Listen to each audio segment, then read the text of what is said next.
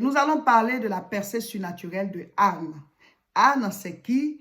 Anne, c'est la mère de Samuel. Samuel, c'était qui en Israël? C'était un grand serviteur de Dieu. C'est lui qui a oint les deux premiers rois d'Israël, le roi Saül et le roi David, le fameux roi que nous connaissons tous. Ces deux premiers rois-là, c'est Samuel qui les a oints. Sa percée a été un miracle pour l'enfantement. 1 Samuel 1, je lis à partir du verset 1. Il y avait un homme de Ramathaïm Sophim, de la montagne d'Éphraïm, nommé Elkana, fils de Joram, fils d'Élu, fils de Tohu, fils de Tsoup, Éphrasien.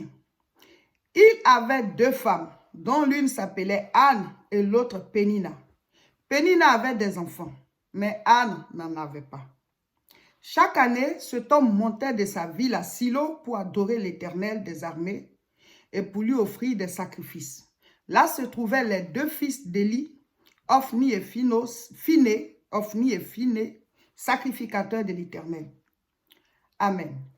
Alors, voici comment commence l'histoire de Anne. On parle de son mari. Son mari, c'est Elkana. Vous savez que quand Dieu a créé les cieux et la terre, il a créé un homme, il a créé une femme.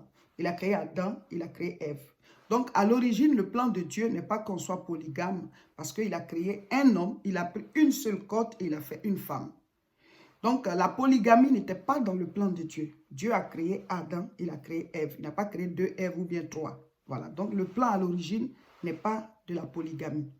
La preuve en est que quand Jésus-Christ est venu et qu'il est mort pour nous, voilà, après ça, aucun des disciples du Seigneur, tous ceux qui acceptaient Jésus-Christ, personne n'était polygame. À partir de quand on parle de la polygamie, quand Adam et Ève ont péché, qu'ils ont été chassés du jardin, ils étaient maintenant hors de la présence de Dieu. Et jusqu'à ce que le Messie vienne pour sauver l'humanité, cette période-là s'appelle la période des ténèbres. Dieu, il se révélait. La période de l'ignorance. Dieu se révélait, il s'est révélé à Abraham. Il ne regardait pas tout ça, la polygamie et tout ça, parce que le Messie allait venir pour pouvoir rétablir toutes choses. Et maintenant, le Messie est venu. Nous retournons à la première alliance, un homme, une femme, Adam et Ève. Voilà. 1 Samuel 1, je lis maintenant à partir du verset 4. Le jour où Elkana offrait son sacrifice, il donnait des portions à Pénina, sa femme, et à tous les fils et à toutes les filles qu'il avait d'elle. Mais il donnait à Anne une portion double, car il aimait Anne que l'Éternel avait rendue stérile. Sa rivale lui prodiguait des mortifications pour la porter à s'irriter de ce que l'Éternel avait rendu stérile.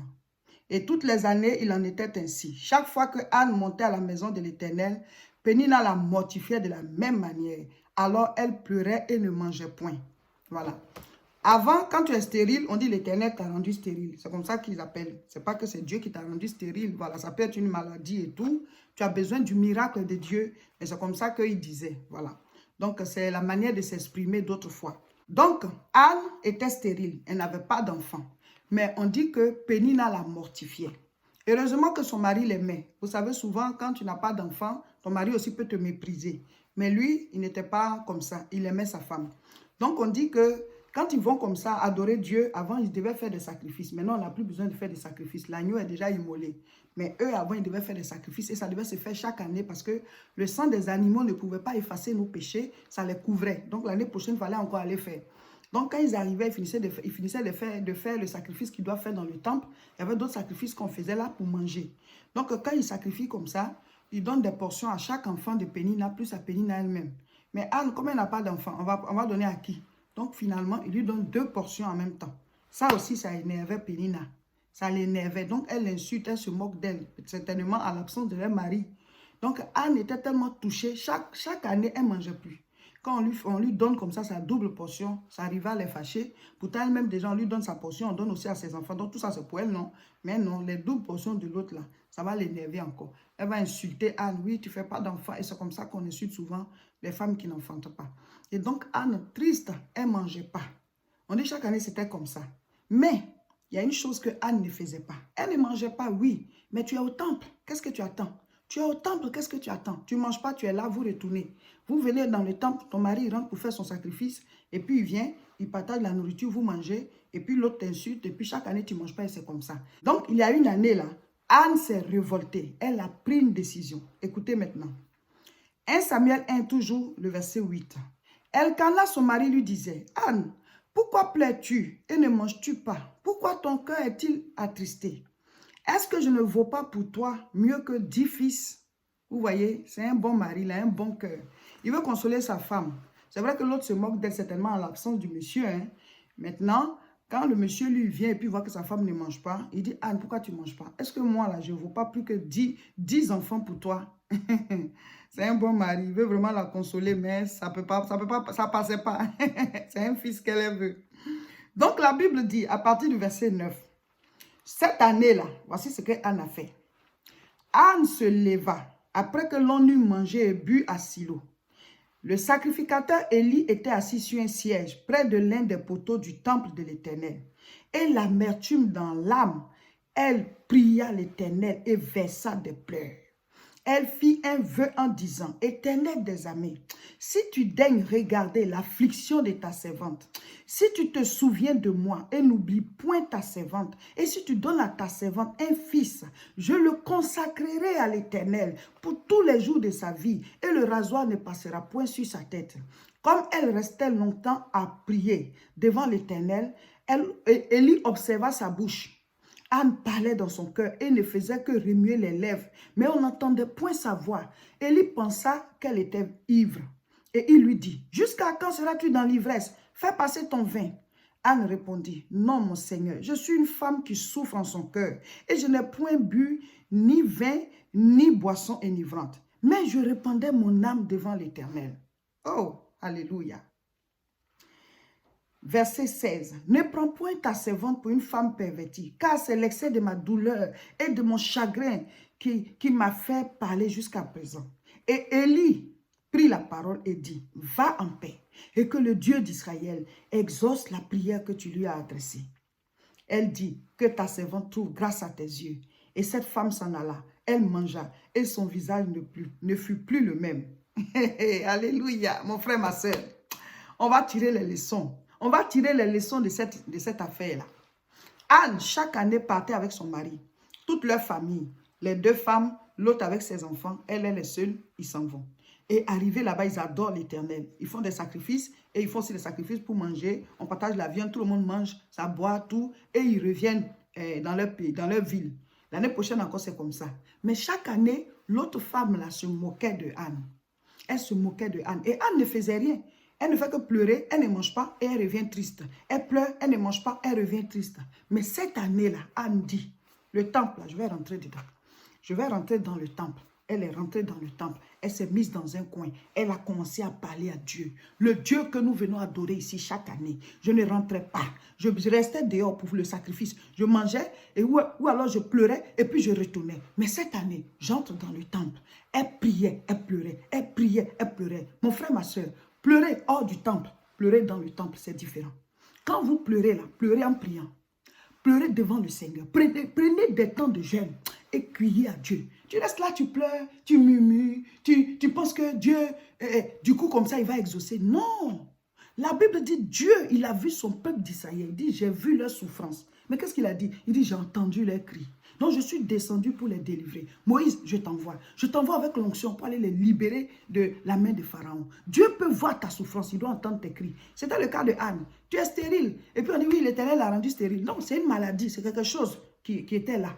Mais il fallait prier pour que le joug soit brisé. Il fallait prier pour que le joug soit levé. Il fallait prier pour que Dieu étende sa main. La femme qui avait la paix des sangs depuis 12 ans, la Bible dit qu'elle a touché le vêtement du Seigneur. Il y a une force qui est sortie de Jésus pour venir vers elle. Pourquoi une force sort pour venir?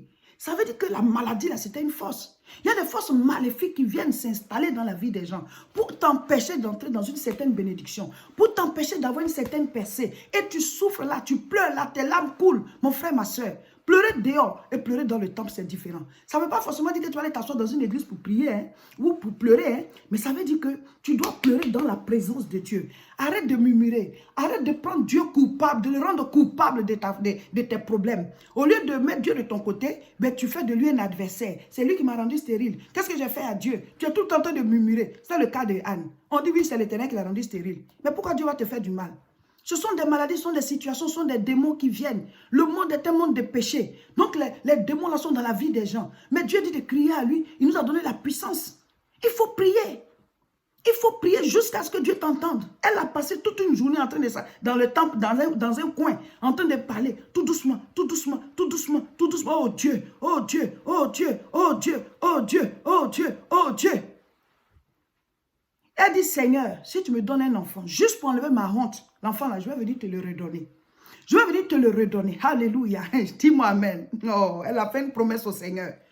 Et maintenant, l'homme de Dieu, Élie dit, mais madame, tu n'as pas bu? Fais-toi quitter là, depuis tu es assise, depuis tu faut arrêter tes histoires d'ivresse là. Elle dit, oh, pasteur, je ne suis pas ivre. C'est ma souffrance là qui fait que depuis je suis en train de... Il dit, madame, oh, que le Dieu d'Israël, parce qu'avant Jésus n'était pas encore venu, on ne peut pas dire au nom de Jésus. L'homme de Dieu, c'est qu'il prononce comme ça, c'est comme c'est Dieu qui a parlé.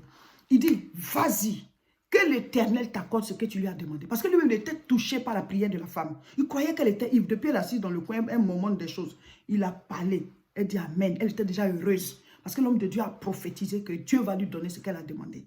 Elle est partie, elle a mangé, elle a bu, elle était heureuse. Parce qu'elle était convaincue que Dieu lui avait déjà donné. Quand tu pries là, quand tu pries de toutes tes forces, quand tu pries avec ferveur, mon frère, ma soeur, continue de prier jusqu'à ce que tu entendes ton réma, que tu entendes la voix de Dieu, que le Seigneur te convainc en te donnant la joie, la paix, que ce que tu as demandé, je te l'ai accordé. Je te l'ai accordé. Dieu peut parler tantôt d'une manière, tantôt d'une autre. Nous devons prier, nous devons persévérer. On est dans les percées surnaturelles. Persévérer, ça veut dire percer pour voir. Persévérer. Tu dois percer pour voir. Mon frère, ma soeur, ne te décourage pas. Donc Anne a vécu sa percée. Elle l'a prié et Dieu l'a exaucé. 1 Samuel 1, je lis cette fois le verset 20.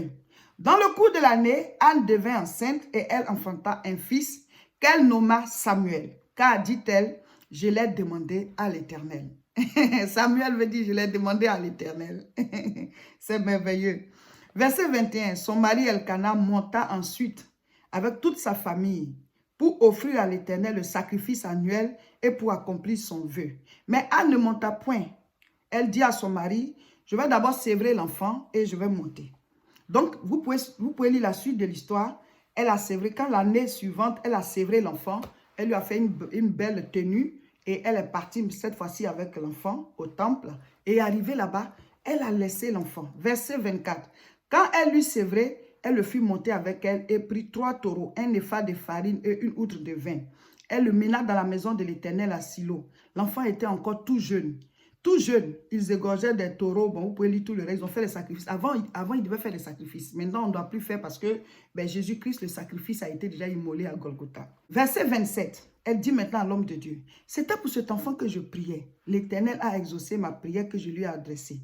Aussi, je veux le prêter à l'Éternel. Il sera toute sa vie prêté à l'Éternel et il se prosternait là, devant l'Éternel. Voilà.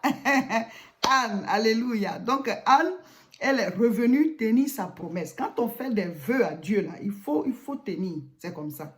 Donc, elle avait dit à Dieu que si tu me donnes l'enfant, pour enlever ma honte, là, moi, je vais te le ramener, il va te servir ici. Donc, elle a ramené Samuel, tout jeune, elle venait de le sévrer et ils ont fait tout ce qu'il faut comme cérémonie et elle a offert à Dieu, prêté à Dieu. Il est resté dans le temple jusqu'à ce qu'il grandisse. C'est ce Samuel-là, Dieu s'est révélé à lui. Il est devenu un grand serviteur de Dieu, très oint. La Bible dit, il ne laissait tomber par terre aucune parole du Seigneur. Et plus tard, c'est lui qui a oint Saül, le premier roi d'Israël, celui qui a oint David, le fameux roi que nous connaissons tous, qui a vaincu Goliath. C'est Samuel qui les a oints. Mais depuis que vous lisez la Bible, depuis qu'on prêche là, on vous a déjà parlé des enfants de Pénina. On vous a déjà parlé de Pénina elle-même, si ce n'est pas qu'elle a été un mauvais exemple dans la Bible. Mon frère, ma soeur, les Péninas, souvent, elles sont importantes. Ceux qui viennent pour te mortifier, ceux qui viennent se moquer de toi, là, ça crée la révolte et tu cours vers ta bénédiction. Donc, c'est ça qu'elle a fait à Anne. Elle a boosté Anne pour qu'elle aille chercher ce qui est à elle en priant. Donc, souvent, ceux qui se moquent de vous, là, ils sont nécessaires. Aujourd'hui, on parle de Samuel tous les jours. Ça a été un grand serviteur de Dieu dans la Bible. Mais les enfants de Pénina, on ne parle pas d'eux. Anne a fait sa percée. Elle a marqué Israël en donnant un fils oint à Israël. Donc, mon frère, ma soeur, tu peux aussi marquer ton temps. Tu peux aussi faire ta percée dans tous les domaines. Les fils, ce n'est pas seulement des fils physiques, mais quelque chose peut sortir de toi qui va marquer l'humanité.